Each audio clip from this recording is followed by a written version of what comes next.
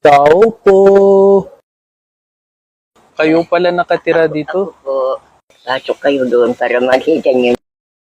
Nay, padaan lang ako kanina. So, nakita ko yung bahay. Sabi ko maglapit ako kung sino nakatira. Nay, ilan taon na po kayo? 83 po. Ano ba nahanap buhay niyo po? Wala na po, ganito na lang. Ito yung ginagamit niyo. Ito ang kalan ko. Kalan, tulong ko kayo para meron kayo pagkain.